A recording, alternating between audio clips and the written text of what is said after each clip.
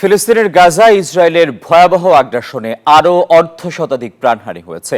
মধ্যাঞ্চলের দেইর আল বালা থেকে ফিলিস্তিনিদের পালানোর নির্দেশ দিয়েছে দখলদার বাহিনী। দক্ষিণ লেবাননেও আইডিএফ এর হামলায় মৃত্যু হয়েছে 2 জনের।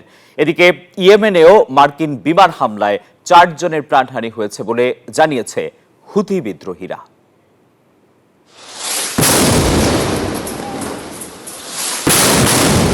নিরীহ জনগণের উপর আগ্রাসনের মাত্রা বাড়িয়ে চলেছে ইসরায়েল, বেড়েই চলেছে হিংস্রতা। চলমান আগ্রাসনে মোট প্রাণহানি প্রায় 50,700 ছাড়ালো, আহত হয়েছে 1,15,300 শতাধিক।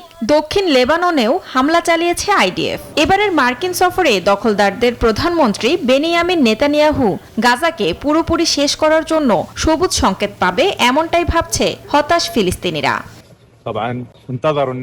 কোনো পূর্ব সতর্কীকরণ ছাড়াই তারা হামলা চালায়, মানুষের ঘুমিয়ে পড়ার অপেক্ষা করে, যাতে হামলায় সর্বাধিক সংখ্যক মানুষ হতাহত হয়। যতক্ষণ আরব ও মুসলিমরা ঘুমিয়ে থাকবে ততক্ষণ আরও গণহত্যা ঘটবেই।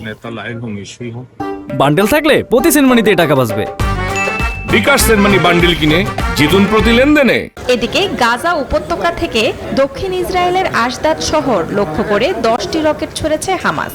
ক্ষতিগ্রস্ত হয়েছে রাস্তা ও যানবাহন, আহত হয়েছে কয়েকজন।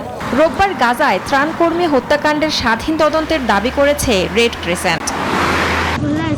এরই মধ্যে ইয়েমেনের হুথি বিদ্রোহীরাও জানিয়েছে ইয়েমেনের রাজধানী সানায় মার্কিন বাহিনীর বিমান হামলায় আবারও প্রাণহানি হয়েছে কয়েকজনের।